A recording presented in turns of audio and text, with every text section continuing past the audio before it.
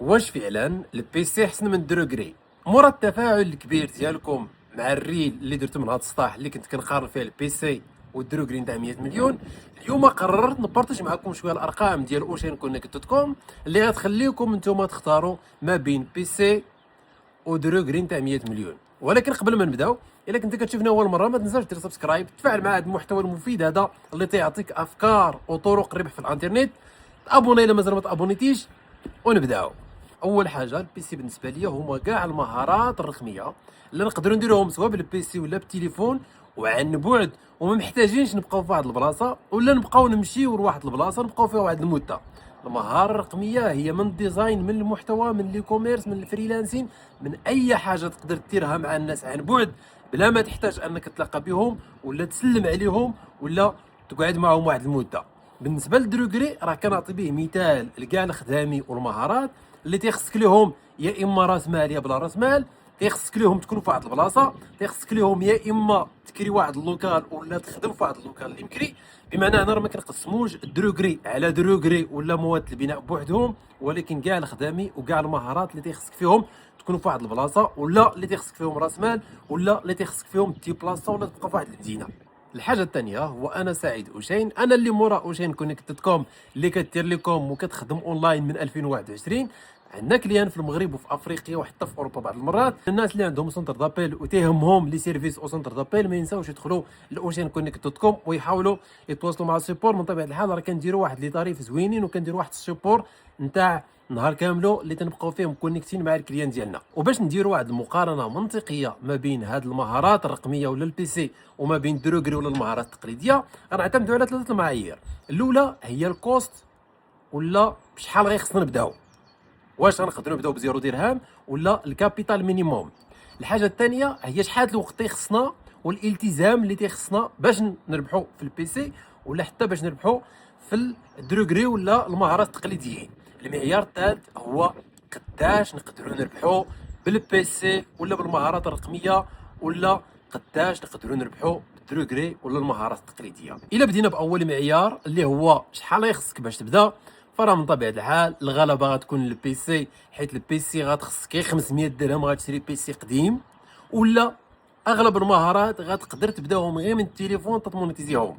الا بغيتي مثلا تصنع المحتوى تبدا تخدمي بالتليفون، الا بغيتي المنصات تاع الفريلانسي كلهم التطبيقات كاينين في التليفون، الا بغيتي مثلا ليكوم ولا التجاره الالكترونيه غتصور منتوجات وغتحاول دير ستور غير في التليفون. بمعنى باش تبدا المهارات الرقميه اللي تيخصك فيها غالبا انك غير تبدا بواحد الشخصيه رقميه، راه تيخصك غير التليفون ولا بيسي. بمعنى المهارات الرقميه راه ساهلين انك تبداهم بلا ما تغامر حتى درهم.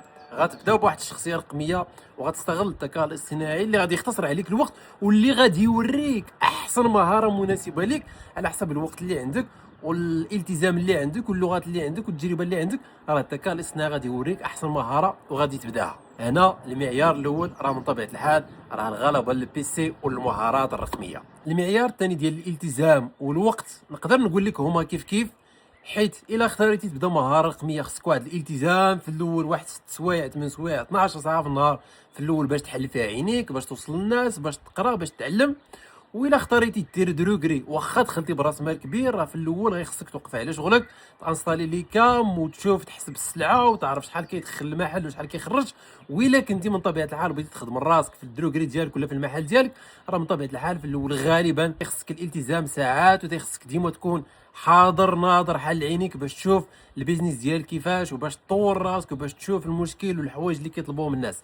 هنا المعيار نتاع الوقت نقول لك راه سواء المهاره الرقميه ولا المهاره التقليديه غالبا في الاول تيخصك الوقت بزاف وتيخصك التركيز. نجيو للمعيار الثالث ديال العوائد. مالين الدروغريات ولا المشاريع التقليديه راه كيخدموا مع الناس اللي في هذيك لا زون. الا مثلا بديتي دروغري ولا مشروع تقليدي في واحد الحي، فراه غالبا غتقدر تخدمي مع هذوك الناس اللي تما. حيت مستبعد بزاف انه هما الناس يجيو من مدينه لمدينه باش ياكلوا، ولا يجيو من مدينه لمدينه باش غير يشريو مواد البناء ولا شي حاجه بحال هكا. البيزنس اونلاين الا كنتي كتصنع محتوى ولا الا كنتي كدير ليكوم ولا كدير فريلانسر، فراه من طبيعه الحال كتستهدف واحد الفئه كبيره بزاف. تقدر تخدم مع بلاد كلها هي، تقدر تخدم مع بلدان، تقدر تخدم مع قاره كلها هي. حنا في اوشين كونيكت دوت كوم عندنا الكليان في السنغال، عندنا في الكوت ديفوار، في الكاميرون، في تونس، بعض المرات في اوروبا، عندنا في المغرب. بمعنى البيزنس اونلاين عاطيك واحد الامكانيه انك تخدم مع الناس بزاف وانك تبيع بزاف. الا خدمتي مع الناس بزاف وبعتي بزاف، فراه من طبيعه الحال غادي تربح بزاف. بالنسبه للمعيار نتاع الحريه، بغيت نزيد بلا راه هذا الموقف هذا نتاع اتاي والبي سي راه عشتوه هنا في المغرب، عشتو في ورزازات، عشتو في الشمال في طنجه، عشتو في الصويره، عشتو في بزاف المدن المغربيه، وعشتو في 6 دول في جنوب شرق اسيا، وعشتو في تركيا، وعشتو في السنغال، وعشتو حتى في الكوت ديفوار. بمعنى المشروع الرقمي ولا البي سي كيعطيك واحد الحريه. انا راه فين ما مشيت خصني نكونيكتا، راه الكليان خدام. واللي دابا خدمت مع الناس راه الكليان خدامين، ولاو الناس كيعاونوني من طبيعه الحال حتى هما عن بعد، والكليان ديالنا خدامين. حتى الا درتي دروغري ولا مشروع تقليدي، غيجي واحد النهار اللي غتسكيلي فيه، غيجي واحد النهار اللي غدير فيه كاميرات وغتخدم مع الناس عن بعد. ولكن راه حتى داك المشروع التقليدي اللي خصو راس مال وخصو لوكال وخصك كرا وخصك التزامات بزاف، راه حتى هو الا كاع سكيليتي وليتي انت هو الباترون وداير كاميرات وبغيتي تقابل شغلك عن بعد، غديرها سواء بالتليفون ولا بالبيسي، وغادي يبقى عندك هذاك الالتزام انك تقابل شغلك عن بعد. بمعنى غتسمى خدام عن بعد، واخا انت استثمرتي سنين ولا واخا استثمرتي ملايين في واحد البيزنس تقليدي. بمعنى هنا الا جينا للاخر غادي نلقاو انه راه مزيانين سواء الاونلاين ولا الاوفلاين، ولكن الامكانيات ديال الربح في الاونلاين راه كبار من ديال الاوفلاين. الالتزام اللي غيخصك والارتباط بواحد البلاصه راه من طبيعه الحال الاونلاين راه حسن ليك وتيعطيك الحريه.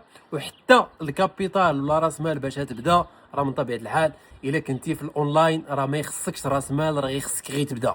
الناس اللي باغيين يبداو وما عرفوش البيزنس اللي يناسبهم ولا ما عرفوش كيفاش يبداو وكيفاش يوصلوا اول كليان، غادي تدخلوا لاشين يوتيوب غتلقاو اخر فيديو درنا فيه الخطوات العمليه ديال كيفاش تبدا، كيفاش تعرف البيزنس اللي غادي يجي معاك، كيفاش غتسكيلي غتوصل للناس وغتبيع لهم وغتقنعهم بهذيك المهاره ديالك واخا انت يلاه بديتي. الناس اللي باغيين يدخلوا للمجتمع الرقمي ديالنا غتلقاو الرابط في الديسكريبشن، وغتلقاو حتى في اول تعليق فيسبوك غتلقاو حداه رابط نتاع منتوجات رقميه ديالنا من التجربه ديالنا اللي غادي يختصروا عليكم الوقت. الا عجبكم هذا الفيديو ما تنساوش تبارطاجيوه مع اصحابكم غادي يفيدوهم. الا مازال ما تابونيتوش تابوناو، وتحياتي.